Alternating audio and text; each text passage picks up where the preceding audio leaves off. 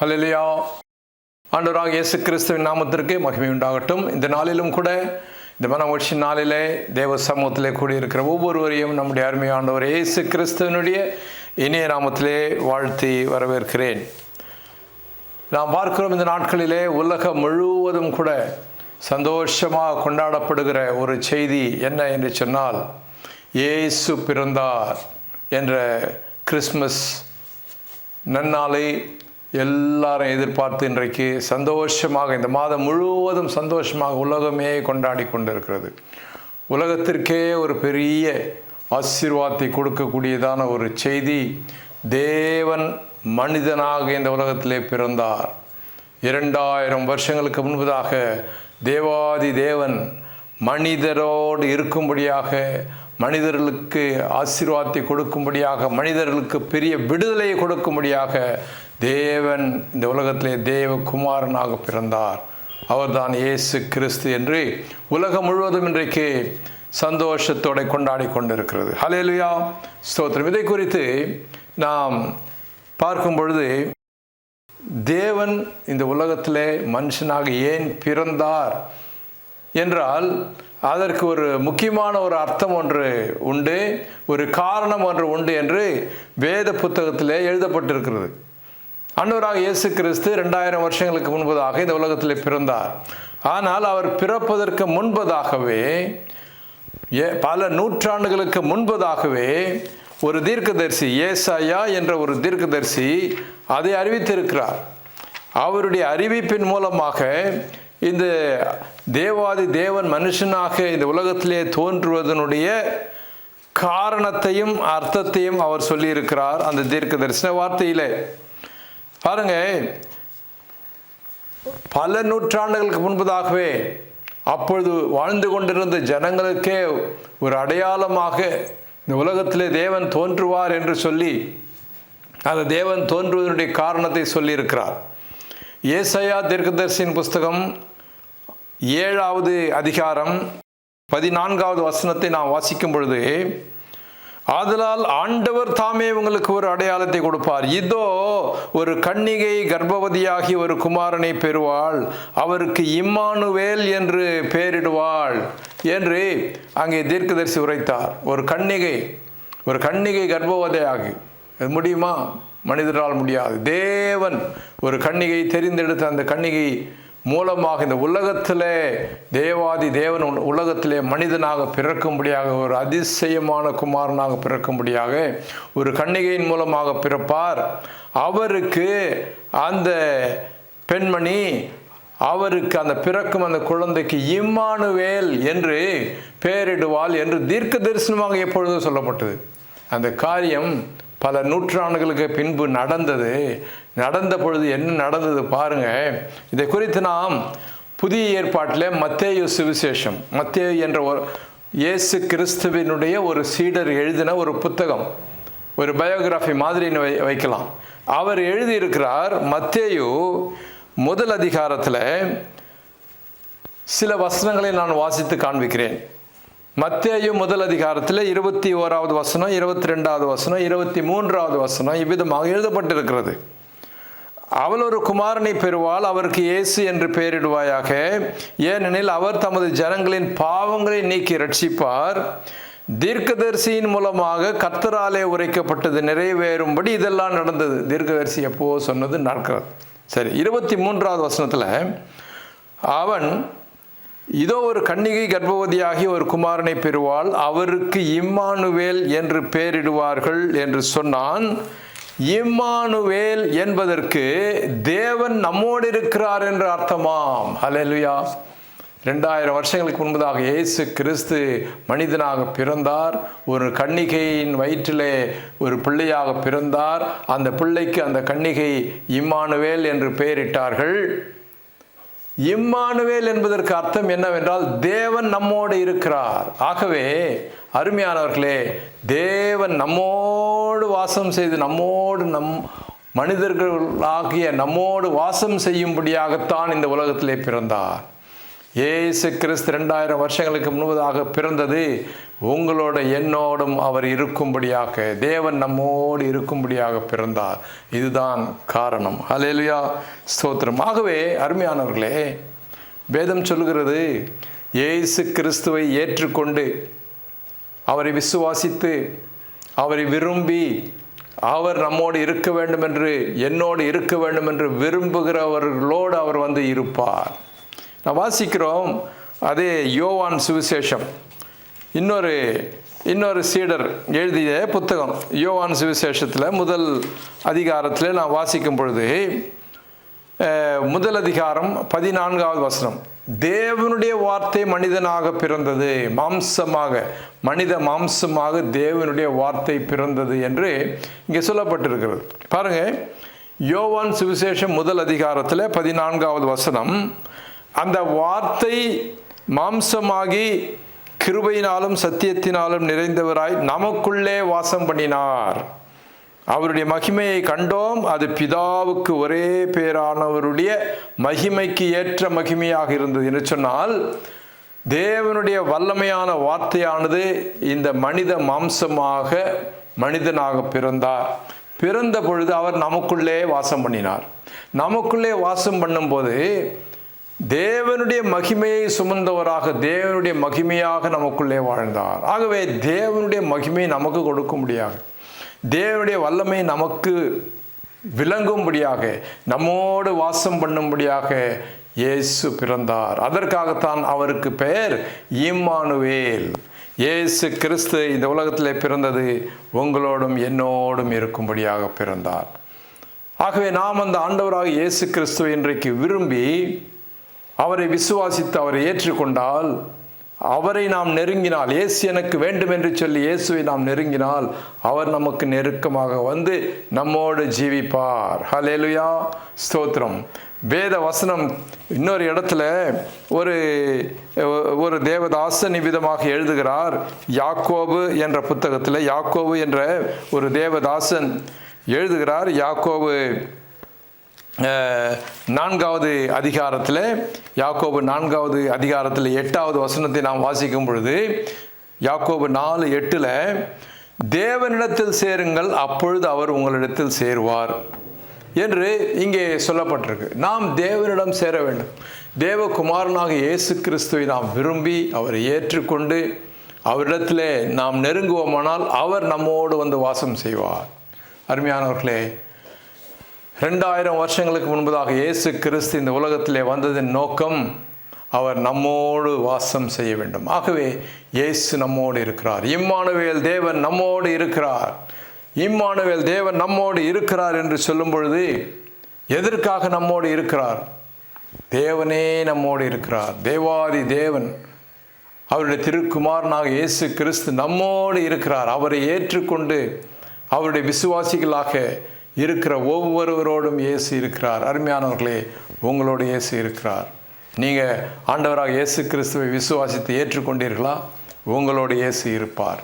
உங்களோடு இயேசு இருக்கிறார். ஹல்லேலூயா. இயேசு நம்மோடு இருக்கும்படியாக, எப்பொழுதும் எல்லா சூழ்நிலைகளிலும் நம்மோடு இருக்கும்படியாக இயேசு இந்த உலகத்திலே வந்தார். சிலுவையிலே அவரை அறிந்தார்கள். அவர் மரித்தார், கல்லறையில் அடக்கம் பண்ணப்பட்டார்கள். 3வது நாள் உயிரோடு எழுந்தார். உயிரோடு எழுந்து இன்றைக்கு உலகம் முழுவதும் பரிசுத்த ஆவியானவராக நம்மத்திலே அவர் வாசம் செய்கிறார். ஆவியின் ரூபத்திலே நம்மோடு வாசம் செய்கிறார். ஹல்லேலூயா, ஸ்தோத்திரம். பாருங்க, இதை குறித்து நாம் சற்று தியானிக்கலாம். இயேசு நம்மோடு இருக்கிறார். இயேசுவை விசுவாசிக்கிற ஒவ்வொருவரோடும் அவர் இருக்கிறார். இம்மானுவேல், தேவன் நம்மோடு இருக்கிறார். நம்மோடு அவர் இருக்கிறார் என்று சொன்னால் நாம் எதுக்கு பயப்படணும்?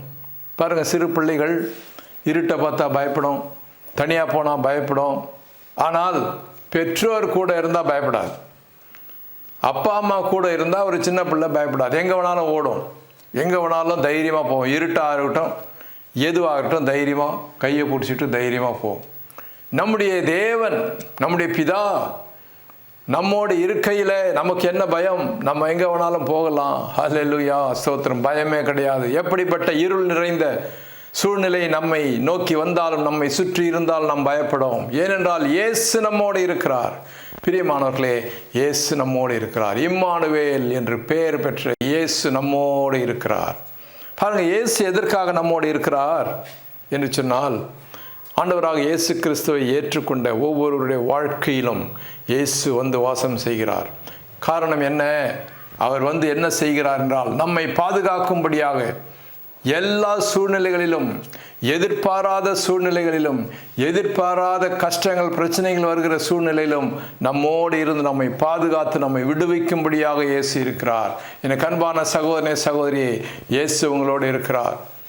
எதிர்பாராத உன்னுடைய சூழ்நிலையிலே, எதிர்பாராத பிரச்சனைகள் வரும்பொழுது, எதிர்பாராத கஷ்டங்கள் வரும்போது இயேசு உங்களோடு இருந்து உங்களை பாதுகாத்து உங்களை விடுவிக்கும்படியாக வரும். பிரச்சனை வரும் தான், எதிர்பாராத சூழ்நிலை வரும் தான், ஆனால் உங்களோடு இருந்து உங்களை விடுவிப்பார். அதற்குத்தான் இயேசு உங்களோடு இருக்கிறார்.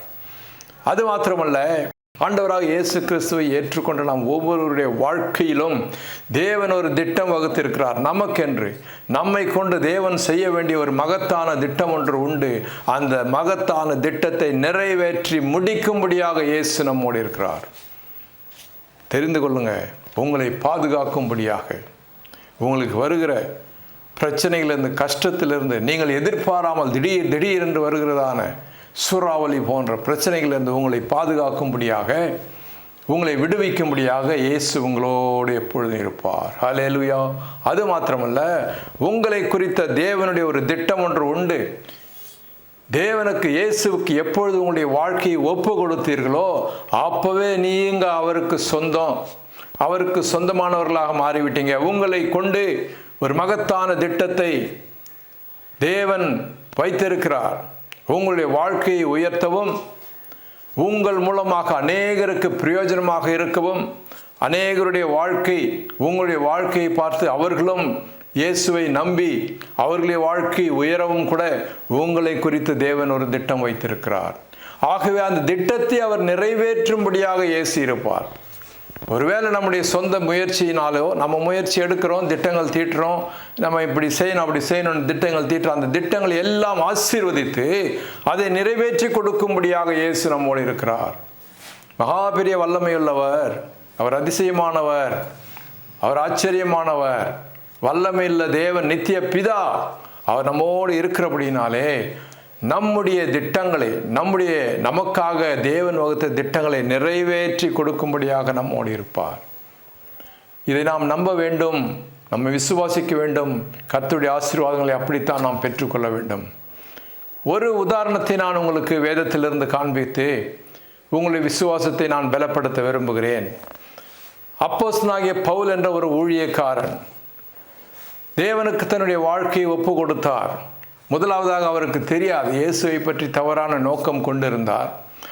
ஆண்டவராக இயேசுவை குறித்து அநேகர் பிரசங்கிக்கிறார்கள், அவர்களாம் தப்பாக பிரசங்கிக்கிறாங்க என்று அவரை குறித்து தெரியாமல் ஆண்டவராக இயேசு கிறிஸ்துவை குறித்து பிரசங்கிக்கிறவர்களையும் விசுவாசிக்கிறவர்களையும் துன்புறுத்தி வந்த ஒரு அரசாங்க அதிகாரியாக இருந்தார்.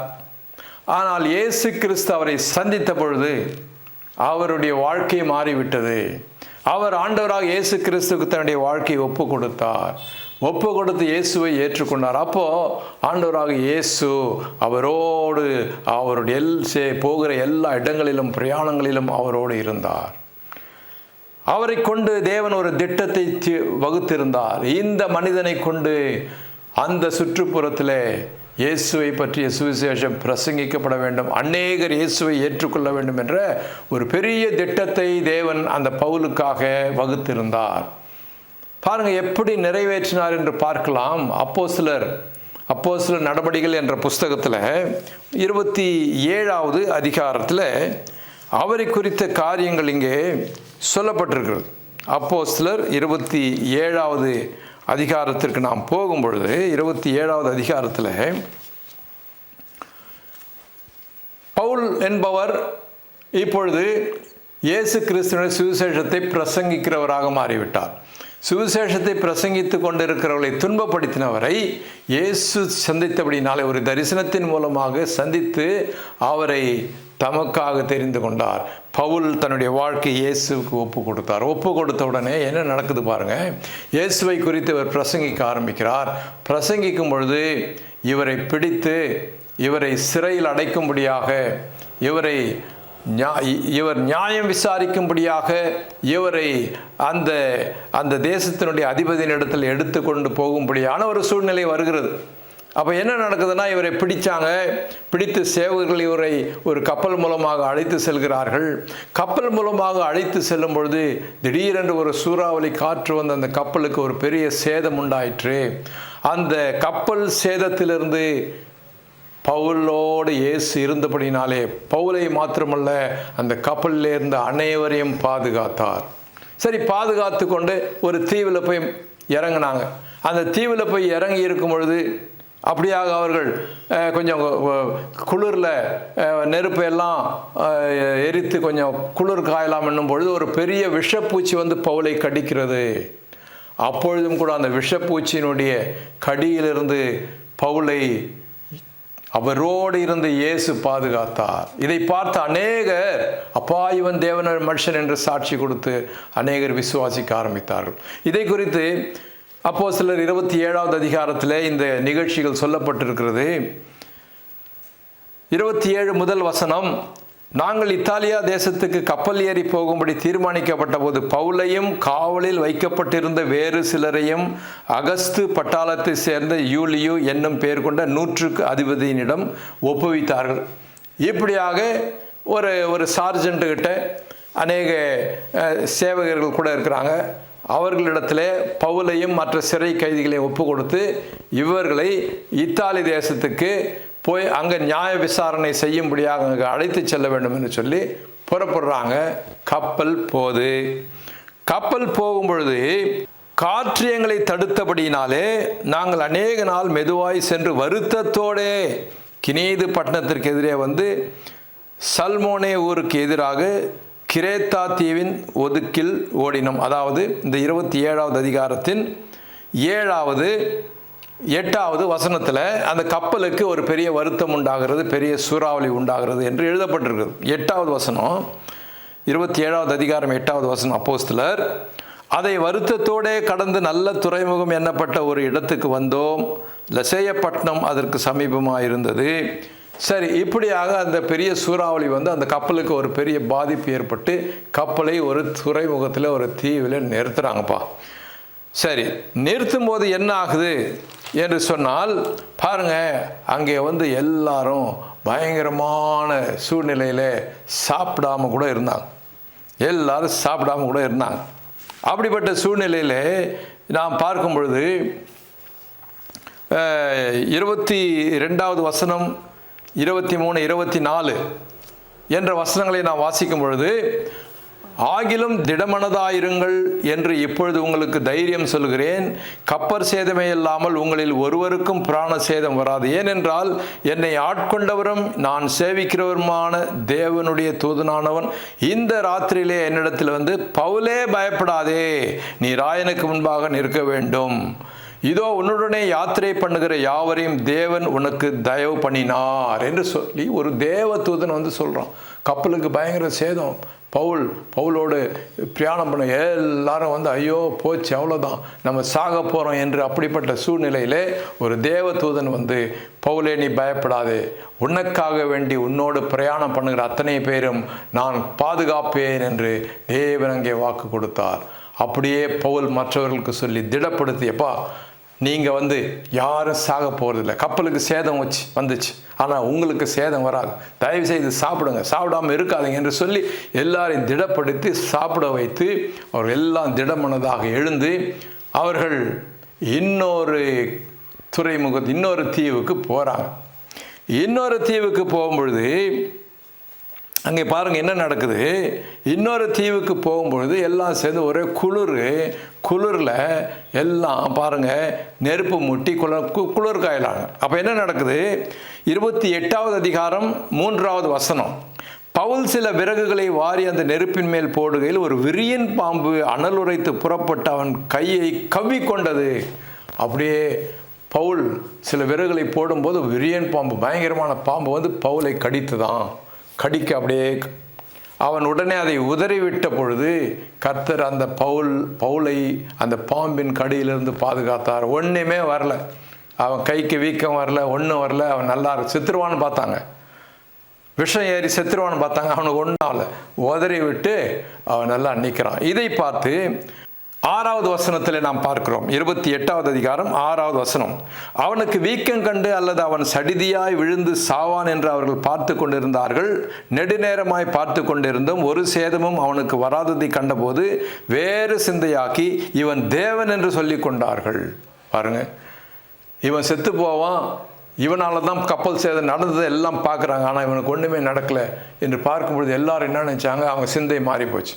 ஆடே இவன் பெரிய ஆள்பா, இவன் கடவுளுடைய மனுஷன், காட் மேன் அப்படின்னு சொல்லி எல்லாம் அவனை பார்த்து அவனுக்கு மரியாதை செலுத்த ஆரம்பித்தார்கள். அதற்கு பிறகு அந்த தீவில் இருந்த நிறைய பேர் வியாதி பிடிச்சாங்க. தீவுடைய அதிபதி தலைவனே அந்த கிராம தலைவனே பவுலிடத்திலே அவர்களுடைய வியாதிக்காக ஜெபிக்கும்படியாக சொல்லி அநேக வியாதியஸ்தர்கள் சுகமானார்கள். பாருங்க, அது மாத்திரமல்ல, அப்படியே நாம் போகும்பொழுது பவுல் அங்கிருந்து கடந்து போக வேண்டிய இடத்துல போய் சேர்ந்து அங்கே இருந்து கர்த்தருடைய சுவிசேஷத்தை பிரசங்கித்தான் என்று நாம் பார்க்கிறோம். நீங்கள் பார்த்தீங்கன்னா இந்த முடிவில் 28வது அதிகாரத்தினுடைய முடிவில் நாம் பார்க்கும் பொழுது 30-31வது வசனம், கடைசி வசனத்தில் சொல்லப்பட்டிருக்கிறது.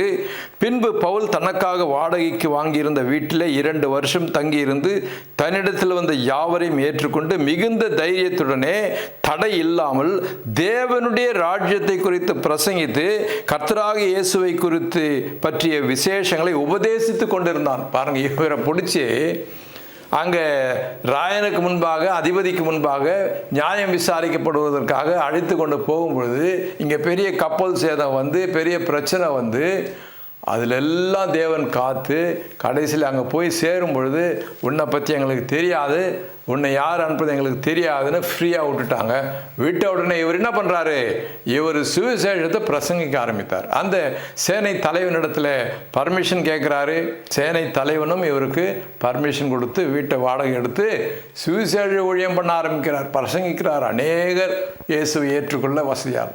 ஆகவே அருமையானவர்களே, இந்த பவுலுடைய இந்த வாழ்க்கையில் நடந்த காரியத்தை நீங்கள் பார்க்கும் பொழுது பவுல் என்பவன் இயேசுவுக்கு தன்னுடைய வாழ்க்கையை ஒப்பு கொடுத்தபடினாலே அவனுடைய பிரயாணத்தில் எல்லா இடத்திலும் இயேசு அவனோடு இருந்தார். வந்த பிரச்சனைகள், ஆபத்துகளிலே அவனை காத்து கொண்டார். அது மாத்திரமல்ல, அவனை பாதுகாத்தது மாத்திரமல்ல, எதற்காக பவுலை தெரிந்து கொண்டாரோ, எதற்காக தேவன் பவுலை தெரிந்து கொண்டாரோ அந்த திட்டத்தை நிறைவேற்றினார். கடைசி வரைக்கும் அந்த திட்டத்தை நிறைவேற்றினார். அவன் மூலமாக அநேகருக்கு இயேசுவை குறித்து சுவிசேஷம் சொல்லப்பட்டது. அநேகர் இயேசுவை ஏற்றுக்கொண்டு அநேகருடைய வாழ்க்கை உயர்ந்தது. எனக்கு அருமையான சகோதரனே, சகோதரியே, இந்த நாளினுடைய செய்தி, இந்த கிறிஸ்துமஸ் நாட்களிலே ஒரு அருமையான செய்தியை கர்த்தர் நமக்கு சொல்ல விரும்புகிறார். இயேசு இந்த உலகத்திலே வந்தது இம்மானுவேல் தேவனாக நம்மோடு இருக்கும்படியாக. அன்றைக்கு பவுலோடு இருந்து அவனை பாதுகாத்து பவுல் மூலமாக தாம் தீட்டிய திட்டத்தை நிறைவேற்றின தேவன் உங்கள் மூலமாக, உங்களுக்காக தேவன் தீட்டிய திட்டத்தை நிறைவேற்றுவார். அதற்காக இயேசு உங்களோடு இருப்பார். இதை நாம் நம்பணும், இதை நாம் ஏற்றுக்கொள்ளணும், அவரை அனுமதிக்கணும். இயேசு என்னோடு இருக்கணும், இயேசு என் மூலமாக தம்முடைய கிரியை நடப்பிக்கணும் என்பதை ஏற்றுக்கொள்ளணும். பாருங்க, அதுதான் வெளிப்படுத்தல் 3வது அதிகாரத்தில் ஒரு வசனத்தில் அருமையான வசனம் ஒன்று சொல்லப்பட்டிருக்கிறது. வெளிப்படுத்தல் 3வது அதிகாரம் 20வது வசனத்தில் இயேசு சொல்லுகிறார், இதோ வாசற்படியில் நின்று தட்டுகிறேன், ஒருவன் என் சத்தத்தை கேட்டு கதவை திறந்தால் அவனிடத்தில் நான் பிரவேசித்து அவனோடே போஜனம் பண்ணுவேன், அவனும் என்னோடே போஜனம் பண்ணுவான். போஜனம் பண்ணுவேன் என்று சொல்லும் பொழுது கூட இருந்து நம்மோடு நம்முடைய வாழ்க்கையிலே ஒன்றாக கலந்து இயேசு சொல்லுகிறார், நான் வெளியே நிற்பேன், உங்கள் வாழ்க்கையினுடைய வெளியே நான் வந்து நிற்பேன், கதவை தட்டுவேன். அப்போது நீங்கள் என்னை ஏற்றுக்கொண்டால் உங்களோடு வந்து உங்களோடு வாழ்ந்து அன்றைக்கு எப்படி பவுலை பாதுகாத்தாரோ அப்படி உங்களையும் என்னையும் பாதுகாப்பார். அது மாத்திரமல்ல, நம் மூலமாக தேவன் தீட்டிய திட்டம் பவுல் மூலமாக தேவன் தீட்டிய திட்டத்தை எப்படி நிறைவேற்றி கொடுத்தாரோ அப்படி நம்ம மூலமாக தேவன் தீட்டிய திட்டத்தை அவர் நிறைவேற்றி கொடுக்கும்படியாக இயேசு நம்மோடு இருப்பார், நம்மை ஆசீர்வதிப்பார். ஹல்லேலூயா. ஆண்டவராக இயேசு கிறிஸ்துவனுடைய வாழ்க்கையை ஒப்பு கொடுங்க. அவர் உங்களோடு இருப்பார். இம்மானுவேல் தேவன் உங்களோடு இருப்பார். உங்கள் வாழ்க்கையை உயர்த்துவார். பிரச்சனைகள், சூறாவளிகள் எது வந்தாலும் பாதுகாப்பார். தேவனுடைய திட்டத்தை நிறைவேற்றுவார். தேவன் தாமே இந்த வசனங்கள் மூலமாக நம்ம ஒவ்வொருவரையும் ஆசீர்வதிப்பாராக. ஆமேன், ஆமேன். கண்களை மூடி ஜெபிப்போம். எங்கள் நல்ல ஆண்டவரே, உம்மை ஸ்தோத்திரிக்கிறோம் கர்த்தாவே. இந்த நேரத்திலும் கூட இந்த அருமையான வார்த்தைகளை கேட்ட ஒவ்வொருவரையும் ஆசீர்வதியும். நீர் எங்களோடு இருக்கிறீரப்பா. இயேசுவே, இம்மானுவேல் தேவனே, நீர் எங்களோடு இருந்து எங்களுடைய எல்லா கஷ்டங்கள், பிரச்சனைகள், எதிர்பாராத சூழ்நிலைகளை எங்களை பாதுகாத்து நீர் எங்கள் மூலமாக தீட்டிய திட்டத்தை நிறைவேற்றும்படியாக ஒவ்வொருவருக்காக ஜெபிக்கிறேன் கர்த்தாவே. தேவையோடு வந்தவர்களை தேவைகளை சந்தியும். வியாதியோடு வந்தவர்களை குணமாக்கும். பிரச்சனையோடு வந்தவர்களை பிரச்சனைகளை அப்புறப்படுத்தும். ஆசீர்வதியும். உம்முடைய திவ்ய வருகைக்காக எங்கள் ஒவ்வொருவரையும் ஆயத்தப்படுத்தும். இயேசுவின் மூலம் வேண்டிக் கொள்கிறோம் எங்கள் நல்ல பிதாவே. ஆமேன், ஆமேன். Praise the lord. ஸ்தோத்திரம்.